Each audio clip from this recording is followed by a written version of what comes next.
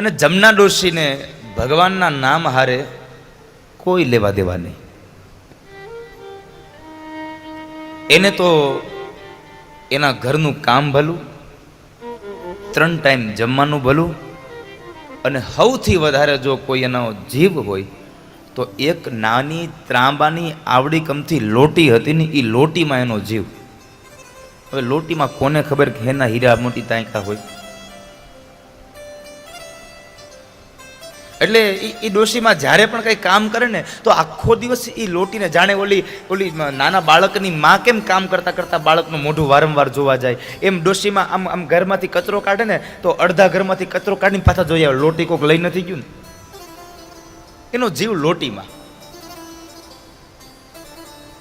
વારંવાર લોટીને જોયા કરે. એ ડોશીમાના ઘરના બહારના ખૂણા ઉપર બીજા ડોશીમાઓ શેરીઓ વાળા સત્સંગ કરે.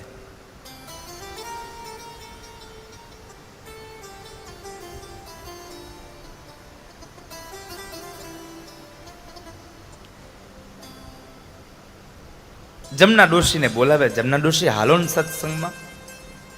જમના ડોશી ઘસીને ના પાડે, તમારે સત્સંગ કરવો હોય તો કરો, મારે કાંઈ સત્સંગમાં આવવું નથી. ચોખ્ખી ના પાડી દે. એમાં બરાબર 1, 2, 5 દિવસ થયા ને એમાં બરાબર ગામમાં એક ભાગવત સપ્તાહનું આયોજન થયું, પારાયણનું. અને આપણે એને પારાયણ જ કહેતા. અમારા ગામમાં તો પારાયણ બેઠી છે. અને આપણા ઉપર ભગવાન કેટલો દયાળુ બન્યો છે. તમે પેલા વડીલો તમે વિચાર કરો, તમારા યુવાની કાળમાં આપણને એવું સાંભળવા મળતું કે 2-5 ગાઉ મૂકી અને એક જગ્યાએ કથા બેઠી છે ને આપણે બધા લોકો હાલી ને ગાડામાં ને એમ બધા ત્યાં કથાઓ સાંભળવા જતા હતા. એક અવસ્થા એવી હતી કે કથા ન થતી બહુ. શું કામ એને? ત્યારે પૈસાના આવકના સ્ત્રોત બહુ ઓછા હતા, એટલે કથાઓ નથી થતી. એટલે આપણે બાજુના ગામડે આપણને સમાચાર મળતા કે અહીંયા કથા બેઠી છે, આપણે કથા સાંભળવા જતા. પણ અત્યારે ભગવાને કેટલી કૃપા કરી. તમે જુઓ કે માણસને પૈસો આપ્યો, પૈસાની હારે હારે એવી બુદ્ધિ આપીને કે ફરવા જવાનું બંધ કરી અને માણસ હવે કથા બેસાડતો થઈ ગયો. દિવાળીના વેકેશન હોય તો માણસ કથા બેસાડે, ઉનાળાના વેકેશન હોય તો માણસ કથા બેસાડે. એટલે ગામની અંદર પારાયણ બેઠી, એટલે એ પારાયણની અંદર ઓલા જમના ડોશીને બોલાવવા માટે ગામના ડોશીમાં ગયા. જમના ડોશી, હાલો ને ગામમાં આજે પારાયણ છે, પોથીયાત્રા છે, હાલો જાય પોથીયાત્રામાં, બહુ મજા આવશે. જમના ડોશી કહે, તમારે જવું હોય તો જાઓ, મારે આવું નથી. અરે પણ ડોશી બહુ મજા આવશે હો. નહીં, મારે નથી આવું. ઓલા બધા ડોશીમાં ગયા. એને તો પોથીયાત્રા કરી, ભટ્ટ બાપાએ આવીને ભાગવતનો પ્રારંભ કર્યો. ભાગવતના પ્રારંભની અંદર એમણે મહાત્મયનું ગાન કર્યું, બહુ મજા આવી. બધા ડોશીઓ ઘરે આવ્યા, સાંજ થઈ અને વળી પાછા સત્સંગ કરવા આવે ને તો એક ડોશી વળી પાછા એના ઘરે ગયા. જમના ડોશી તમે આજે આવ્યા નહીં, બાકી બહુ મજા આવી હો.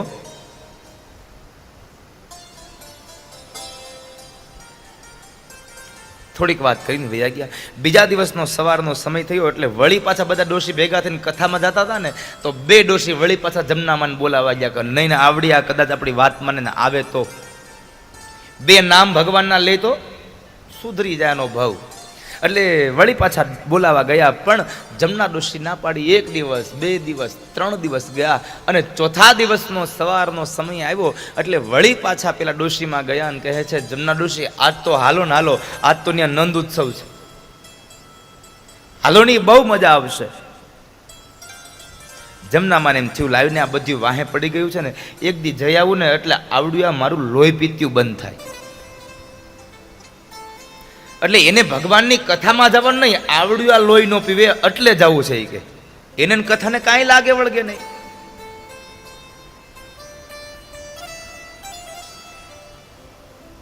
બધા ડોશીએ હાથમાં નાની એવી થેલી લીધી અને થેલીમાં બધા ડોશીએ ઓલી મૂઠડી લીધી, ઘઉંની ચોખાની, એને મૂઠડી લીધી. જમના ડોશીએ નાની થેલી લીધી, એને મૂઠડી ન લીધી, એમાં ઓલી લોટી લીધી, કારણ કે એનો જીવ લોટીમાં. એટલે જમના ડોશી ગયા હારે. અને નંદ ઉત્સવ હતો એટલે પછી જગ્યા મળે નહીં એટલે થોડુંક વહેલું જવું પડે, એટલે ભટ્ટ બાપા નહોતા આવ્યા તે પહેલા ગયા. એટલે જમના ડોશી એક તો સરસ મજાના થાંભલાઓ હતા ને, જે મંડપ, એનો મંડપનો થાંભલો ગોતી અને ટેકો દઈ અને આંખો બંધ કરીને બેઠા છે. બીજા બધા ડોશીઓ હજી સત્સંગ કરે, જમનામાં હુઈ ગયા. લ્યો, એ નીંદર આવી ગઈ. એની નીંદર આવી, સૂઈ ગયા. અને ભટ્ટ બાપા આવ્યા, એણે મંગલાચરણ કર્યું, ધૂન ગવડાવી, કથા કરી, નંદ ઉત્સવ કર્યો. ભટ્ટ બાપા આમ જોવે ને ત્યાં એની નજર ગઈ કોલા ડોશીમાં હુઈ ગયા છે.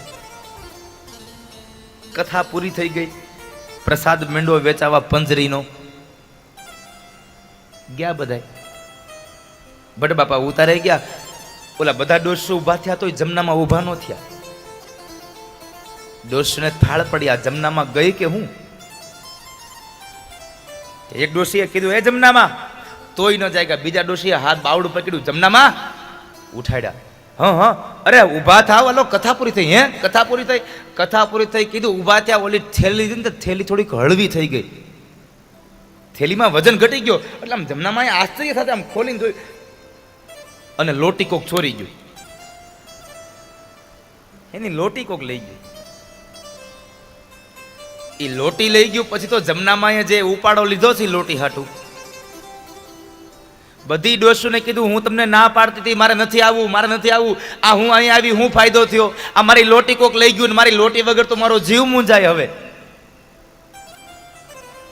મારી લોટી વગર મારો જીવ મૂંઝાય.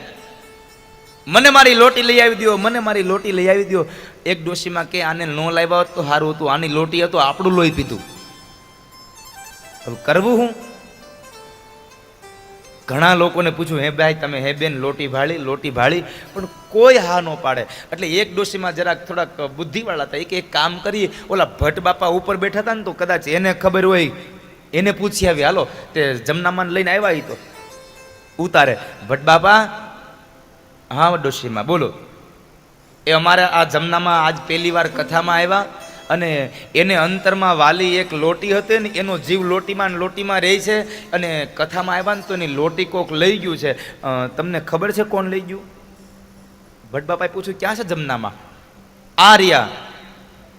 ભટ્ટ બાપાએ નિરખીને જોયું કે હું આવ્યો ને તે પેલા હુઈ ગયા હતા, હું વયો ગયો તો ઉઠા નહોતા. એ ડોશી છે. એટલે ભટ્ટ બાપાએ બુદ્ધિ વાપરી. હા, આ ડોશીમાની લોટી ને, હા મેં એ ઓલા છોકરાને જોયો જ તો. એ કે ત્યાં તો જમનામાં બધી ડોશીને આમ માજુ કરીને, હે ભટ્ટ બાપા, એ છોકરો કોનો હતો? ભટ્ટ બાપા કે ઈ મને ખબર, એના બાપાનું નામ તો મને નથી આવડતું. તો એ છોકરાનું નામ આવડે તમને? હા, એ છોકરાનું નામ આવડે. એ છોકરાનું નામ નારાયણ હતું.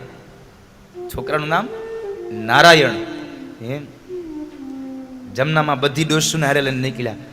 ગામમાં જે હામું મળે ને પૂછે કે, હે ભાઈ આપણા ગામમાં આ નારાયણ નામનો છોકરો કોણ છે? બધા કે હવે આ તો ડોશીમાં પહેલી વાર સાંભળ્યું. અરે ના, ઓલા ભટ્ટ બાપાએ કીધું છે, નારાયણ નામનો છોકરો છે ને, એ મારી લોટી લઈ ગયો છે. રાત ગઈ, પણ રાતે માને નીંદર આવે હે ને. સાંજે એને વાળું ન કર્યા, કારણ કે જીવ એનો લોટીમાં. વાળું ન કર્યા. પછી બરાબર રાતે, આખી રાત આમથી આમ, આમથી આમ, આખી રાત વિચાર કર્યો, આ નારાયણ કોનો દીકરો છે? બહુ વિચાર કર્યો, પણ એને યાદ ન આવ્યું કોનો છોકરો. સવાર થયું ને એટલે કથાનો 5મો દિવસ હોય. રોજના માટે ઓલી બધી ડોશીમાં જમનામાને બોલાવવા આવતા. 5મા દિવસની હવાર થઈને ત્યાં વહેલી હવારમાં નાઈ ધોઈ અને જમનામાં ઓલી બધી ડોશી બોલાવા ગયા. એલ્યું હાલો કથામાં ન જાવું. એને કથા રે કઈ લેવા દેવા નહોતા, પણ એને માત્ર ને માત્ર એની લોટી હાટું જવું હતું. એને કે નહીં કદાચ મને મારી લોટી મળી જાય. તે બધા વેલા આવ્યા, અને વેલા આવે એટલે શું કરે? બધા ધૂન કરે, કીર્તન કરે. તે એક ડોશીમાં ગાવાનું ચાલુ કર્યું, ઓમ નમો ભગવતે.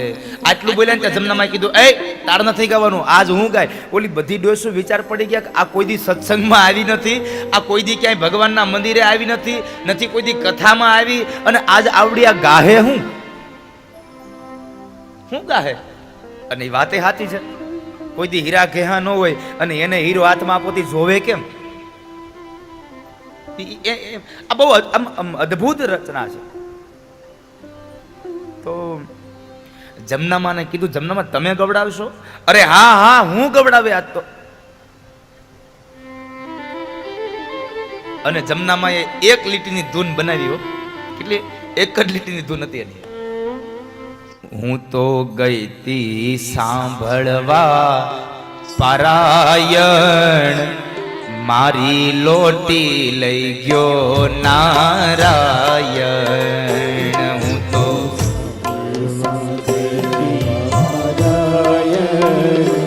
મારી લોટી લઈ ગયો નારાયણ. હું તો ગઈ તી સાંભળવા પારાયણ, મારી લોટી લઈ ગયો નારાયણ. હું તો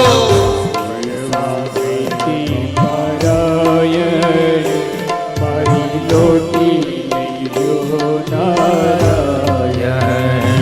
હું તો ગઈ તી સાંભળવા પારાયણ, મારી લોટી લઈ ગયો નારાયણ. હું તો નારાયણ, મારી લોટી લઈ ગયો નારાયણ.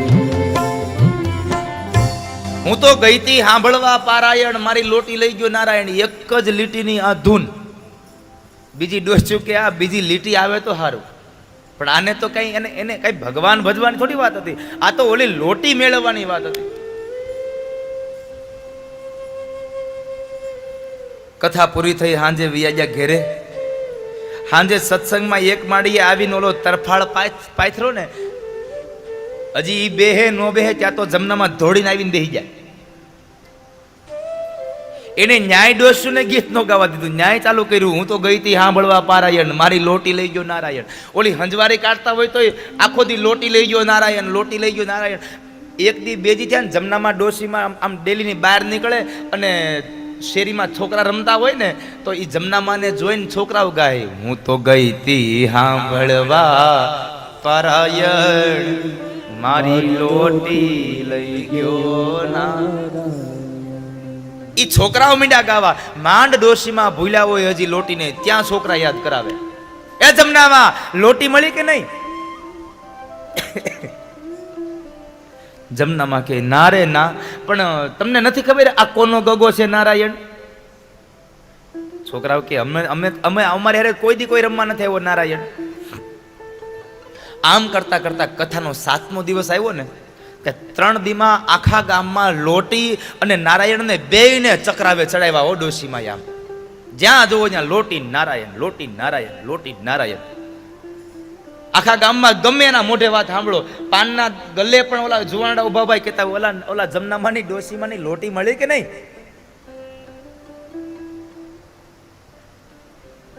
લક્ષ્મીજીને વિચાર આવ્યો કે નારાયણ પ્રભુ આમ જુઓ તો ખરા, આ ઓલા ભટ્ટ બાપાએ તમારું નામ આપ્યું ને, આ ડોશીમાં અહીંયા આખા ગામમાં તમને વગોવ્યા છે.